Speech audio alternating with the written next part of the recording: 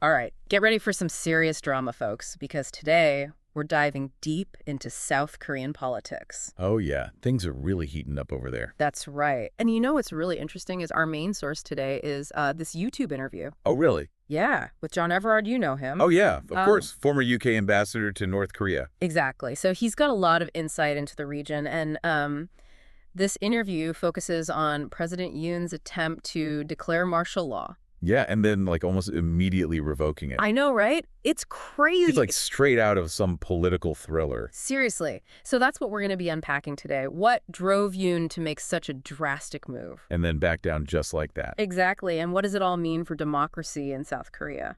So This Everard guy, he really lays out some of the key factors that led to this whole crisis. okay. So, like, what's the backstory here? Well, first, let's just get clear on what went down Yoon's justification for declaring martial law. Yeah. He said it was to protect South Korea from the threat of North Korean communist forces. Okay, but I feel like there is more to it than just that, right? Like, didn't he also say something about, like, enemies within? You're totally right. He also went after what he called despicable pro-North Korean anti-state forces. Oh, yeah. He really went there. He said they were plundering the freedom and happiness of our people. Wow. Strong words. Yeah, and it's interesting because even Everard, with all his experience in the region, he found that rhetoric pretty inflammatory. Yeah, I bet. So it definitely sounds like Yoon was trying to, like, stoke fear and division. Yeah. So how did the international community react to this whole martial law thing? Oh, they were not happy, let me tell you. Even close allies like the United States expressed grave concern. No kidding. Yeah, it seems like the U.S. State Department was totally caught off guard, and President Biden had to be briefed right away. Wow. Yeah, I can only imagine the scramble in all those embassies. You can bet this sent shockwaves through governments around the world. Okay, so internationally, there are some serious alarm bells going off. What about inside South Korea, though? What was the reaction from the public and the government? Well, picture this. The streets of Seoul are erupting in protests. Wow. People are furious about this sudden power grab. Yeah, makes sense. Everard describes, like, demonstrators clashing with police, breaching barricades, even trying to scale fences around government buildings. So things got pretty intense. Yeah, definitely. But even more significant was the reaction from within the government itself. Oh, right. What happened? The South Korean National Assembly, that's like their Congress or parliament, they immediately and unanimously voted to block Yoon's martial law declaration. Wow, so complete shutdown from his own government. That's gotta sting. Yeah, talk about a reality check. So what did Yoon do? Did he try to fight back? He did at first, yeah. He tried to justify his actions, Yeah. paint a picture of imminent danger. But it didn't work. No, the pressure was just too much. He was facing this wall of opposition from all sides. So he ended up giving a second televised address just hours after his initial declaration. He basically sold it. He lifted martial law, pretty much admitted defeat. Wow, so he blinked first. He did. And Everard points out that Yoon really didn't have a choice. I mean, the South Korean Constitution requires the president to go with the National Assembly's decision. Right, so if he hadn't backed down, he would have been in open defiance of the law. Exactly, basically staging a coup. So Yoon backed down. But what does this whole ordeal tell us about his political future? I mean, declaring martial law and then backpedaling so quickly has got to have some serious consequences, right? Well, to put it bluntly, Everard thinks Yoon is toast. Toast, really? He doesn't see any way for him to recover politically from this. Wow. So one drastic move could potentially take down a presidency. That seems to be the consensus. Yeah. But to really understand why this was such a catastrophic misstep for Yoon, we got to dig into the political landscape that led to this whole crisis. Okay, so what was going on behind the scenes that made Yoon so vulnerable in the first place? First of all, Yoon's party. They have a minority government, which means he's constantly struggling to get enough votes to pass legislation. So he's been in a weakened position from the get-go. Exactly. He was already walking a political tightrope.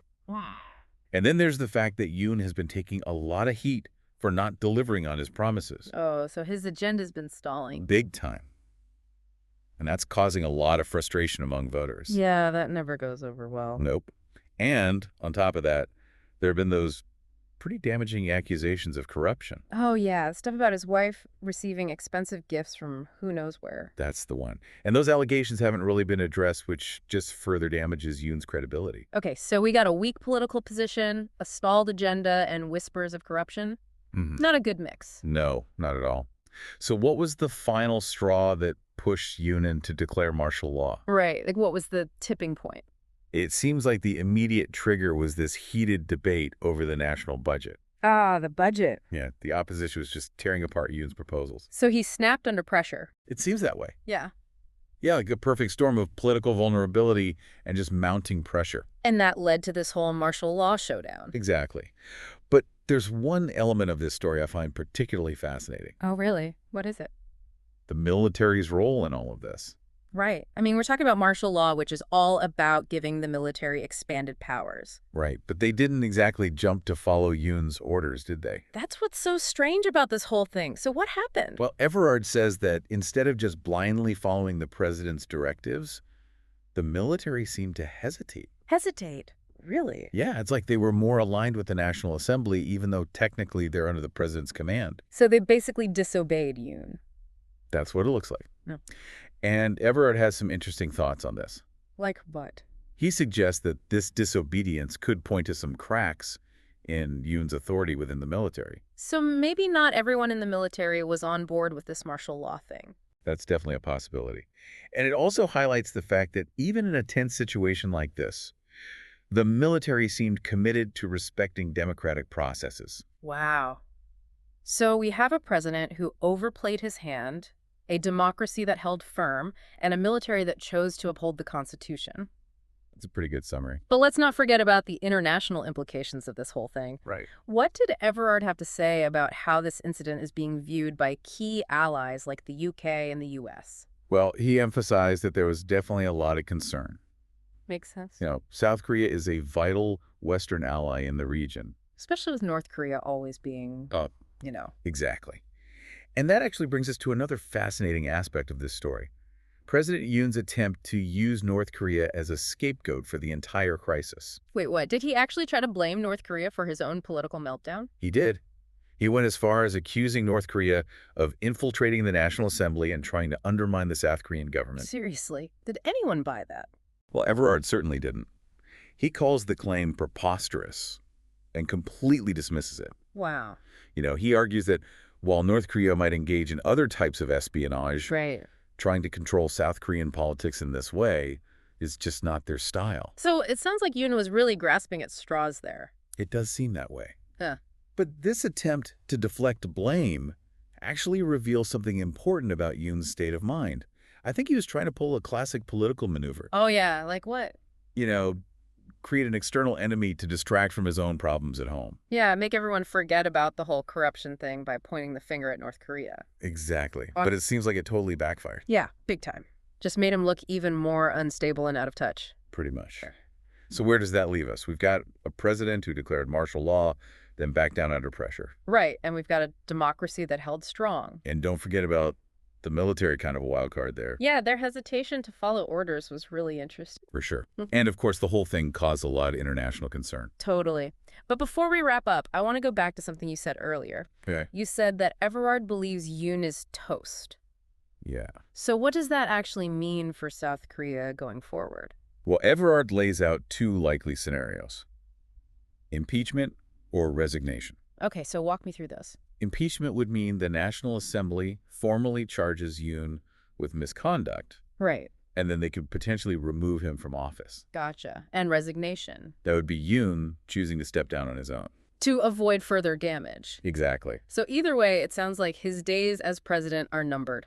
That's definitely Everard's take. And it's worth noting that the interview mentions the opposition has already said they're going to pursue impeachment. Oh, wow. So they're not wasting any time? Nope. They clearly see this as their chance to grab power. So let's say Yoon is removed from office. What happens then? Most likely, South Korea would hold new elections to choose a new president. Okay, so potentially even more political upheaval. It's definitely a possibility. I mean, this whole situation has exposed some deep political divisions within South Korea. Yeah, that's for sure. And with a new election, those divisions could easily resurface. Leading to more instability. Exactly. All right, so let's take a step back and think about everything we've learned from this deep dive. We started by asking, what would drive a president to declare martial law only to change his mind hours later? Right. And what does this whole drama tell us about democracy in South Korea? Exactly. So what answers have we found? Well, we've seen that a bunch of different factors probably contributed to Yoon's decision. like his weak political position. Yeah, the stalled agenda, the corruption rumors, the pressure from the opposition. It was like a recipe for disaster. Pretty much. But what's really remarkable is how the South Korean system responded. Right. The National Assembly stood their ground, the public protested, and the military ultimately upheld the Constitution. It really shows how resilient their democracy is. That's a huge takeaway here. This incident wasn't just about one president's actions. It was a test of South Korea's democratic institutions. And they passed with flying colors. They did. It was a powerful reminder of how important those checks and balances are. Yeah, they're essential to a functioning democracy. Even in a crisis, the system held strong. But it wasn't all sunshine and roses, right? I mean, we also saw how vulnerable the system can be. True. We saw a president who was willing to abuse his power. And there are those deep political divisions within the country. And a public that's clearly fed up with the status quo. Yeah, you've hit the nail on the head. Yeah. This whole thing shows that democracy is a work in progress. Always evolving. Exactly. It takes constant vigilance, participation, and a willingness to defend it. Especially in times of crisis. Couldn't have said it better myself. Well, this deep dive has given us a glimpse into what's happening in South Korea.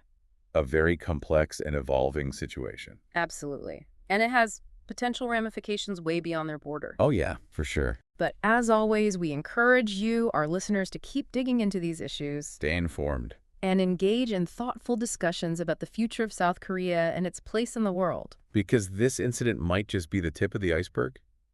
Oh, really? Like, what do you mean? Well, it's like a crack in the surface hinting at deeper fault lines beneath. That's a great analogy. And I remember how Everard talked about South Korea's identity as a Western ally. Right, built on shared democratic values. But President Yoon's actions seem to undermine those very values. Exactly. And that leads to a pretty big question. What's that? Could this incident push South Korea to rethink its alliances? Oh, interesting. You mean like maybe explore different partnerships in the region? It's definitely something to think about. I mean, Right. if their own president is willing to disregard democratic norms, Could that erode trust with their traditional allies like the U.S. and the U.K.? it's possible. Hmm. And on the flip side, could this create an opportunity for other countries to step in? Like China or Russia. Yeah. Exactly. Yeah. Countries that might not be so committed to democracy. They might see this as a chance to exert more influence. It's a real possibility. This whole situation has created a power vacuum. And someone's going to try to fill it. That's the nature of geopolitics. So as we wrap up this deep dive, I'm left feeling both hopeful and uneasy. Yeah, I get that. Hopeful because we saw how strong South Korean democracy can be. But uneasy because the future is so uncertain. Exactly. I think that's a very fair assessment. We've watched this political drama unfold in real time.